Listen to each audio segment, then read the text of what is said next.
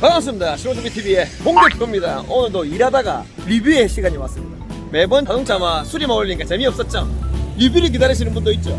홍대표의 병맛 정동현 사장인데 일반인보다 못한 전달을 하는 리뷰 오늘 또 합니다. 이 차는 뭐냐? 벤츠 GLE 400D입니다. GLE 400D 포매틱이고요. 디젤입니다. 6기통 3000cc 쿠페 형식입니다. GLE 450 모델과 다르게 여기 뒷라인이 꺾인 쿠페가 확실히 진짜 이쁘죠. 공간감도 떨어지고 다 안 좋은데 쿠페 형식이 이뻐서 사는 거예요. 진짜 앞모습은 큰 차이가 없습니다. GLE 450이랑 차값이 1억이 넘습니다. 엄청 비싼 차입니다. 경쟁차종으로는 뭐 X6, X7 정도 하고 되는데 사실 크기는 X7만큼 큰 것 같아요. 차가 정말 크네요. 옆에 우리 공장차 소렌토가 있는데 완전 막 애기네 애기. 차가 너무 이쁘게 바뀐 삼각별 벤츠입니다. 6기통부터 벤츠가 하는데 오늘 그 6기통을 한번 보여드립니다. 실내 디자인 보십시오. 투톤에 이거는 포시즌 렌트카에서 리뷰 찍으라고 협찬을 해주셨습니다. 보니까 이런 가죽은 완전 고급은 아닌 것 같지만 그래도 투톤으로 디자인에 실내 셋업 패시아부터 디자인이 참 여자들이 좋아하는 벤츠 거릴 수밖에 없는 디자인이죠. 제가 봐도 이쁩니다. 그리고 이 뒷좌석은 레그룸이 운전할 수 있게끔 되는데도 한 2뺨 정도 들어갑니다. 제가 안정키가 180 정도 되는 사람입니다. 다리가 되게 짧거든요. 지금 보면 닿지는 않아요. 183 되면 닿아요. 지금 거의 왼쪽은 닿습니다. 오른쪽은 안 닿는데 그만큼 조금 쿠페 형식이라서 불편함은 있긴 있습니다. 하지만 뒷자리 공간은 되게 넓은 것 같아요. 그리고 트렁크는 이거를 누릅니다. 그러면 당연히 자동이겠죠. 벤츠인데 1억이 넘는 차인데 골프백이 딱 실려있네요. 골프백이 대각선으로 이렇게 딱 실립니다. 딱 구겨지는 거 없이 딱 실리네요. 사실 쿠페 형식이라서 위에 공간을 많이 잡아먹어서 트렁크룸은 확실히 넓다는 느낌 못 받겠습니다. 하지만 골프백이 이렇게 들어간다는 거 당연히 자동이라는 거. 보는 김에 우리 조선의 소렌토 한번 봅시다. 소렌토는 트렁크가 얼마나 큰가. 어이구 야씨 니도 자동이다 야. 그래 뭐 벤츠 뭐 있나 뭐 씨. 와 우리 공장장은 캠핑을 좋아하는데요. 쿠페 형식 이거 내가 봤을 때 여기 GLE는 이만큼 안 들어갑니다. 이 보입시다 뭐 광활하게 들어간다 막 캠핑 들어갈 만큼 좋다니 조선의 소렌토 씨. 저는 뭐 대한민국을 사랑합니다. 일단은 외관 리뷰는 이 정도로 마치고요. 이제 1억이 넘는 차 6기통 한번 타보러 갑니다. 벤츠 GLE 400D 주행기로 시작합시다. 네, 주행 영상을 시작합니다. 사실 이거 비밀인데요. 여러분들만 아십시오. 이거 두 번째 주는 겁니다. 한 바퀴를 돌았는데 매번 타는 한 20분 30분 탔는데요.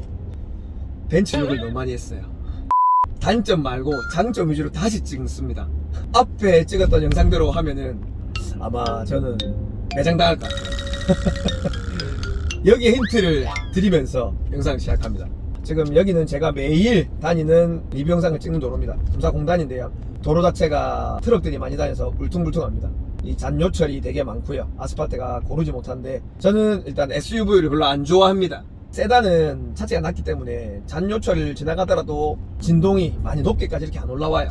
벤츠 S클래스 한번 타보고 제가 너무 감동하는 바람에 SUV는 내 차로 타지 않겠다 이런 생각이 있어요. 진짜 뭐 세컨카는 모르겠지만 일단 저는 SUV를 안 좋아하니까 SUV GLE 400D에 대한 안 좋은 점이 더 많이 느껴질 거예요. 그래서 그걸 감안하시면서 제가 설명 한번 해보겠습니다. 이 차는 벤츠 GLE 400D인데요. GLE 450보다 휠 베이스가 6cm인가 짧아져서 공간감은 GLE 450 가솔린 모델보다 좀 더 작아졌고요. 근데 공차 중량, 차 무게는 120kg가 늘었답니다. 같은 엔진을 쓰면 당연히 못하겠지만 일단 그 차는 가솔린이고 이 차는 디젤이기 때문에 다르게 조금 비교해 보겠습니다. 저는 벤츠 CLS 400D를 타보면서 벤츠 6기통 신형 엔진에 대한 좋은 인상을 가지고 있습니다. 벤츠 CLS 400D는 어이구 방지턱 넘었는데 이거 뭐 에어 서스펜션이 없나? 전혀 편안하다 못 느끼겠습니다. SUV를 제가 싫어하는 이유입니다.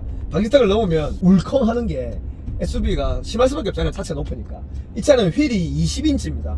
이 정도 차 무게, 차 크기를 운행하는데 20인치면 적당한 크기라고 생각합니다. 그러면 뭐 너무 큰 크기가 아니기 때문에 좀 부드러운 승차감을 선사해야 되는 차는 아닌가, 그런 세팅은 아닌가 생각을 하면서 달려봅니다. 지금 컴포트 모드고요. 이 잔조철 지날 때 방지턱 넘을 때 느껴보면 정말 이거는 편안한 차다 이렇게 느낌은 안 옵니다. 저는 오늘 GV80하고요 아우디 Q7하고 비교를 많이 해볼 겁니다. 금액대는 사실 비교대가 아니지만 아우디 Q7은 엔진 스펙이 V6 6기통 비슷하고요 금액대는 3천만원 정도 이게 비쌉니다. 제가 또 탔던 GV80 2.5 터보는요 엔진 스펙은 이거보다 훨씬 달리지만 실내 옵션들 이런 것들은 실내 정숙성, 편안함 이런 것들은 비교가 대상이 될 것 같습니다. 그래서 비교 한번 해보겠습니다. 지금 이 도로는 제가 매번 같이 가는 도로인데요 뒤에 차가 하나도 없어서 좀 천천히 있다가 조금 밟아볼게요. 엑셀 응답이 얼마나 빠른지 지금 이제 엑셀을 밟아볼게요. 풀악셀입니다. 밟았는데 바로 안 나가고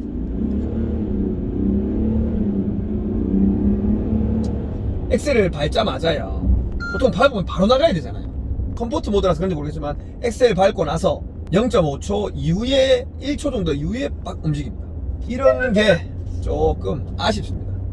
사실 CLS 400D는 밟으면 바로 쏘거든요. 일단은 이건 스포츠감이 조금 떨어지네요. 나중에 스포츠 모드를 바꿔서 한번 해보겠습니다. 탔을 때 시트부터 비교하자면요 GV80보다는 조금 더 딱딱한 것 같습니다. G80도 그렇고 GV80이 시트가 편하기로 정말 유명합니다. 제가 친한 형님들하고 벤츠 E클래스 익스클루시브 2018년식 그 다음에 제거 G80이랑 고속도로 타고 가면서 시트, 동승석, 운전석, 뒷좌석까지 다 태워가면서 서로 비교하면서 타봤거든요. 5명이면 5명이 다 G80이 시트가 편하댔어요. 그만큼 제네시스가 시트는 좀 더 편합니다. 근데 사실 네임밸류가 벤츠 GLE하고 GV80 비교가 안 됩니다. 사실 진짜. 시트는 벤츠가 제네시스보다 조금 덜 편한 걸로. 근데 사실 개인 취향이니까 안 편하다는 게 아닙니다. 편합니다. 제네시스가 조금 더 부드러운 맛이 있어요. 아우디랑 뭐 비교해보면 느낌을 약간 생각해보면 비슷하다는 느낌이 듭니다. 그리고 이 실내 정숙성으로 따지면요 제네시스하고 아우디하고 벤츠 GLE하고 별다른 차이를 못 느끼겠습니다. 제 느낌인데요 거의 비슷한 것 같아요. 근데 차값은 이게 너무 비싸죠. GV80보다는 3.5 터보로 가야 되니까 한 3천만원에서 4천만원 정도, 아우디 Q7하고도 한 3천만원 정도 이상 차이가 나니까 정수성은 조금 더 정숙했어야 되지 않나 싶은데 이 유리가 이중접합 유리는 아닙니다. 그냥 통유리인 거고 사실 이중접합 유리 두꺼운 걸로 좀 덮으면 조금 더 정숙했을 거라 생각이 드네요. 그 위에 모델은 이중접합 유리인지 모르겠어요. 이거는 이중접합 유리는 아니라서 풍절음이나 이런 것들은 사실 진짜 벤츠 걸 좀 들어야 되는데 벤츠가 더 조용하지 않은 것 같아요. GV80이 조금 더 정숙한 것 같아요. 아우디하고 뭐 비슷한 수준 정도 되는 것 같습니다. 이 차 더 비싼데 그래도 일단 이 차는 워낙 실내외 인테리어가 좋고 말 그대로 벤츠면 끝나잖아요. 상가편이면 프리미엄 주고 시작합시다 그냥 이름에. 그리고 이번에 바뀌어서 제일 좋은 게 이 실내 이 LCD 이 디스플레이랑 기어봉이 이번에 조금 얄쌍하게 빠지면서 크롬도 좀 들어가고 해서 확실히 좀 고급스러워진 것 같아요. 그 전에 모델은 그냥 진짜 투바이거든요. S클래스에도 그냥 플라스틱 이거 네모난 거 진짜 볼품 없는 거 했을 때 진짜 욕했는데 그나마 이거는 좀 개선을 했는 것 같아요. 제가 스마트 크루즈 컨트롤 해볼 건데요 요걸 딱 누르면 바로 세팅이 됩니다. 핸들부터 차선 간격부터 우와 이거 50km인데 우와 이거 잘 잡는다. 우와 진짜 잘 잡는다. 와 이거 진짜 잘 잡는다. 이게 한 50km 정도 이렇게 급컵을 돌면 못 잡아요. 벤츠, BMW, G80 다 비슷합니다. 근데 테슬라는 잡죠.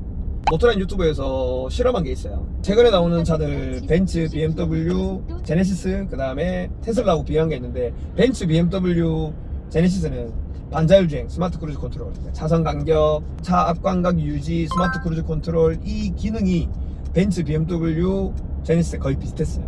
지금도 제가 해봐도 거의 비슷합니다. 제가 아까 이거 찍기 전에 한번 해봤었거든요. 40-50km 급커브 가면 자동으로 무조건 놓치고요.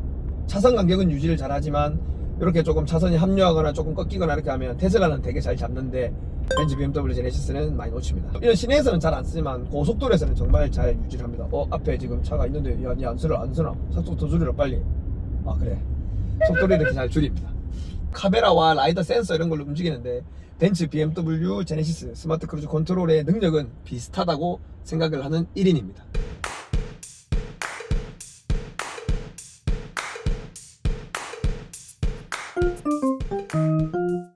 홍계표의 토크타임. 손이 뭐고 이거. 오늘도 이렇게 열심히 일을 하고 있습니다. 손 좀 씻어야 되겠습니다. 오늘은 부동산 얘기해 볼 건데요. 대한민국에서 제일 가는 지금 로또 분양가 나왔습니다. 레미안 원베일리라는 아파트인데요. 아크로 리버파크라는 아파트가 있습니다. 대한민국에서 제일 비싼 아파트라고 보면 되는데 평당 1억을 이상 찍은 아파트입니다. 전용 면적 기준 84 스퀘어미터 하면 35평으로 기준으로 해서 35억 하는 아파트입니다. 이상하는 아파트. 그 바로 옆에 붙어 있는 아파트입니다. 재건축 아파트인데요. 3,000세대나 됩니다. 하지만 분양가는 아크로 리버파크의 절반가입니다. 완전 로또 분양입니다. 걸리면 바로 10억입니다. 10억.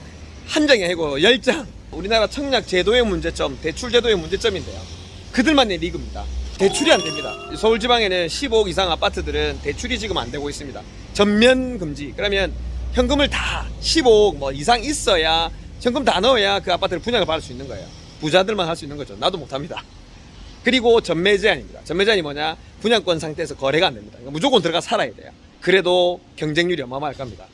3,000세대 아파트에 300세대가 안 되게 분양을 합니다. 200몇십 세대. 이게 왜 그러냐? 3,000세대인데 왜 300밖에 안 나오겠노?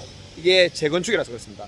재개발 아파트는 허름한 주택들 다 허물고 새 아파트들이 들어오면서 새 아파트가 몇천 세대, 몇백 세대 들어오면서 공급 효과가 있어요. 재건축은 3,000세대 중에 300세대밖에 분양을 한다고 했잖아요. 그럼 2,700세대가 원래 기존에 있는 사람들이 나갔다가 허물고 잠시 다시 들어오는 겁니다.